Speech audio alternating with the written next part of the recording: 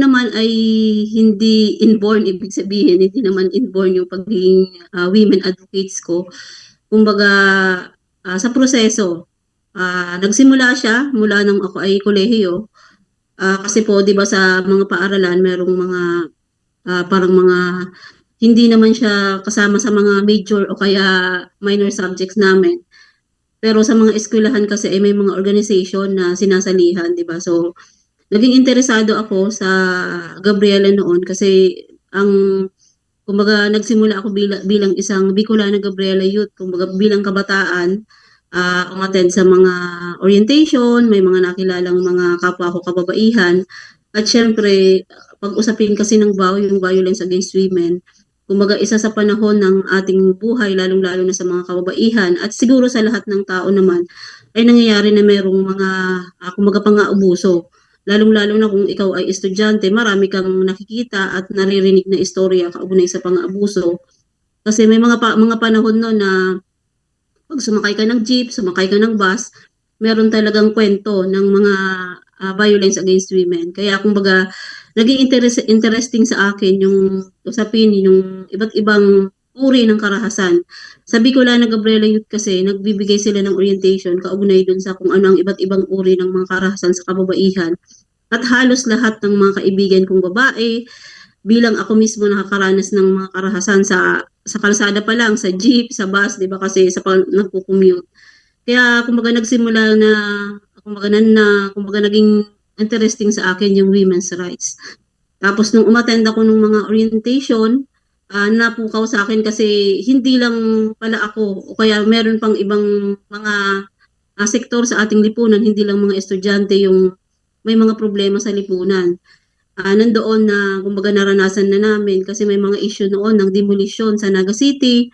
Meron ding usapin noon ng kasi galing ako sa eskwelahan na kung saan nung panahon na yun ay pinapatalisik ang isang presidente dahil sa usapin ng korupsyon at usapin ng mismanagement sa eskwelahan. Kaya kumbaga doon nahubog yung aking karanasan at syempre yung parang yung sa akin mismo na kumbaga kung papaano ko ipaglalaban yung sarili ko at yung sektor ng aking kinabibilangan.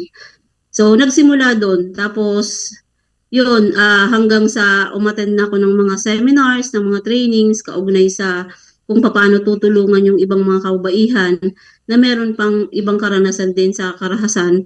Lalong-lalo na kumbaga yung course na kinuha ko ay hindi naman masyadong related sa women's advocacy. Pero dahil yung yung trabaho namin ay pagbibigay ng counseling, psychosocial intervention sa mga kababaihan. So mas natutunan ko yun dun sa mga seminars at mga ina-attendan kong mga trainings. So dun po Ma'am, nagsimula after college lang. Opo. ayun. Ayun ma'am, siguro po para sa kumbaga mapukaw yung interest din ng ating mga tagapakinig, especially po sa mga kumbaga tumitingala sa advokasya natin dyan sa Gabriela ay, ma'am, ano po ba ang isang Jen nagrampa nung siya po ay kumbaga elementarya pa lang o high school? Ano po ba yung mga field, organization o yung mga pinagkakaabalahan natin dati? Opo. Nung bata ako, kumbaga ang favorite subject ko, kumbaga yung paborito ko na talaga yung subject na Filipino, history, yung mga makabayan. Ibig sabihin, parang interesado ako sa mga ganung mga subject. Tapos science, yan, yung mga kinakatakutan ng karamihan na math, ganun din ako. So, yun yung mga interesting na na subject sa akin. Hanggang nung mag-college, dahil yung course ko kasi ay related sa environment. Environmental science graduate po ako. So medyo malayo siya sa sa women advocacy, pero napalapit na lang siya nung nagkaroon na ako ng mga trainings at mga seminars. So yung pagiging interesado ko sa usapin ng historya o kasaysayan ng Pilipinas, siguro mas naugat kung paano ko pinag-aralan, 'di ba, yung usapin ng karahasan sa mga kababaihan, kung paano yung mga integration na ginawa namin. Kasi halimbawa yung sinasabi ko kanina, yung sa school mismo, dahil nga nasa panahon kami noon ng pagpapatalsik ng isang presidente sa isang eskwelahan. Kaya yung pagiging aktivista ko ay kumbaga doon nahubog hanggang sa napasok na ako sa sa Bicolana Gabriela, nagkaroon ng mga orientation.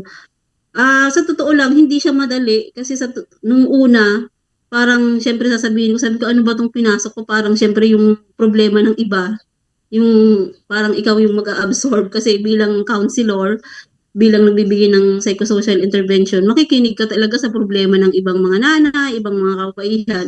So, hindi siya madali. Ibig sabihin, yung skills mo o kaya yung pagiging compassionate, pagiging listener, yung pagiging objective at sensitive sa usapin ng iba. Kumbaga yun yung dapat nabuhayin sa ating mga sarili, lalong-lalo na sa mga social worker, ano po.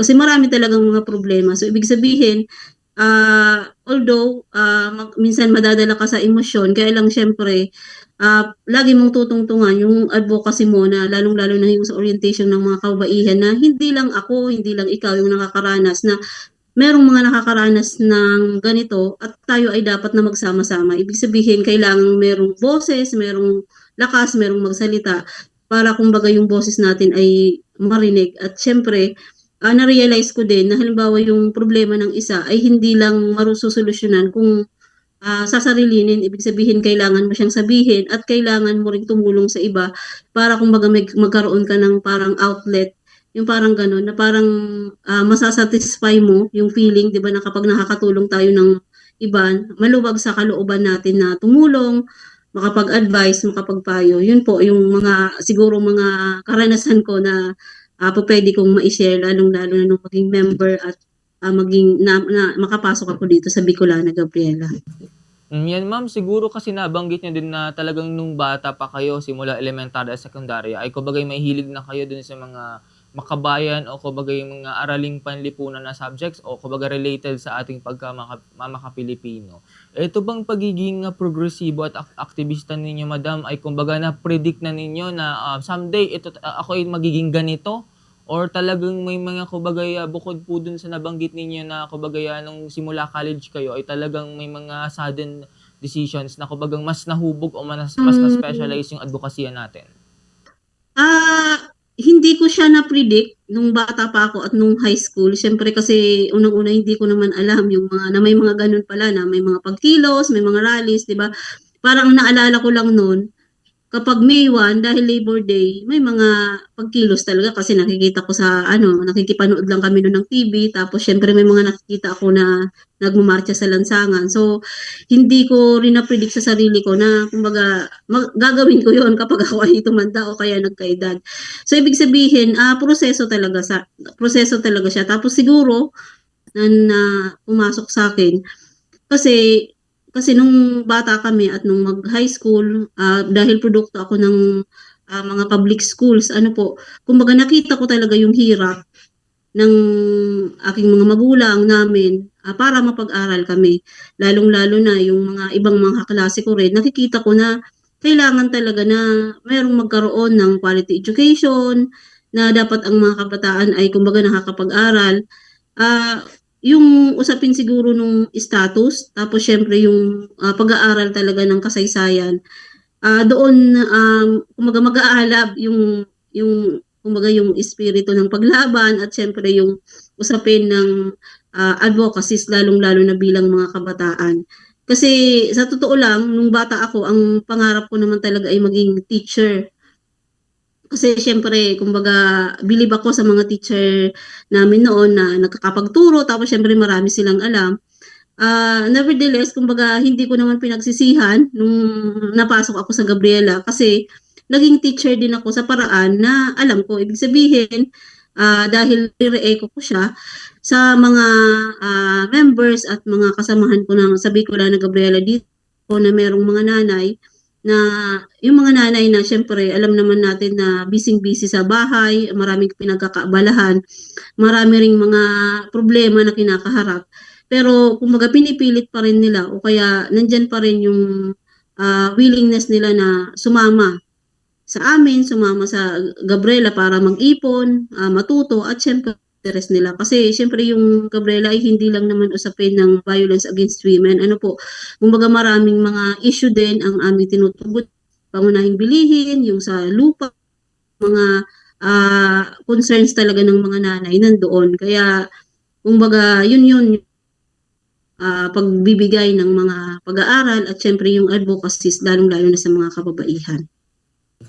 Ma'am, kasi po 'di ba since tayo ay kumbaga kung tayo nagsusulong ng isang adbokasya, kailangan talagang tayo ay nasa on the grounds na makakaramdam kumbaga or ng anuman na kumbaga pinaglalaban natin.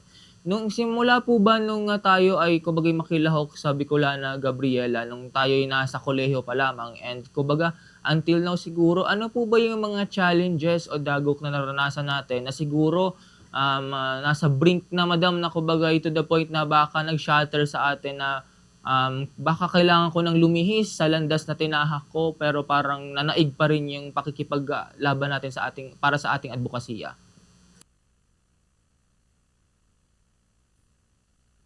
Opo. Hindi talaga maiiwasan yung mga tinatawag na nating mga kumbaga may mga problema o kaya mga hadlang lalong-lalo na sa advocacy, lalong-lalo na kung halimbawa may mga sitwasyon na mismo ang mga panawagan natin ay kung ang tinatamaan mismo ang ating gobyerno, 'di ba? Kaya kumbaga isa siguro kung sa pagpasok ko sa Gabriela kasi syempre alam niyo naman po ang mga progresibong grupo, kabilang ang Bicolana Gabriela ay kumbaga critical o kaya napaka-vocal sa issue ng mamamayan. Kaya minsan ay tinutuligsa o kaya critical tayo doon sa mga programa ng gobyerno na kumbaga nakakaapekto sa ating mga mamamayan. Kaya hindi talaga may iwasan na kumbaga kahit halimbawa yung panawagan natin na pagtaas ng sahod ng mga manggagawa at pagpapababa ng presyo ng mga bilihin. Kumbaga, yun ay isa sa mga problema na hinaharap natin, lalong-lalo na kung tayo ay mismo tinatarget ng gobyerno. Ibig sabihin, kung natatamaan ng mga panawagan natin ang gobyerno at nakikita natin na walang ginagawa ang gobyerno, napaka-vocal talaga ng Gabriela para magpuna at syempre po, kumbaga ipanawagan sa ating gobyerno.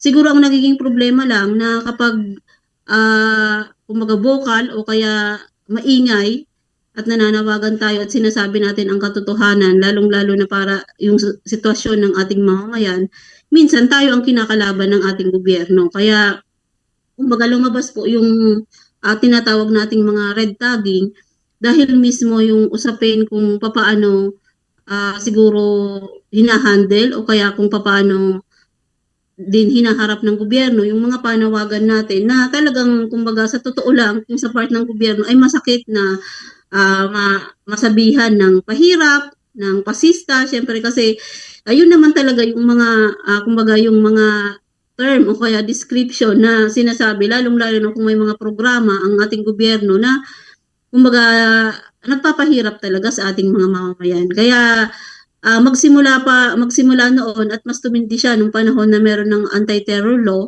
since 2020, napakatindi na talaga yung red tagging. Pero yung sa amin naman, halimbawa sa akin o kaya sa Bicolana Gabriela, dahil totoo naman yung mga binabanggit natin at syempre yung panawagan namin ay hindi lang naman para sa akin, hindi para lang sa sa iilan, kundi ito ay para sa buong mamamayan. Kaya yun, kumbaga patuloy lang nandoon yung pananakot, yung paninira at yung ano-anong mga binabanggit nila kaugnay sa atin. Pero nagpapatuloy lang po ang ating mga panawagan kasi alam naman natin na ito ay para sa buong mamamayan, lalong-lalo na po para sa mga kababaihan.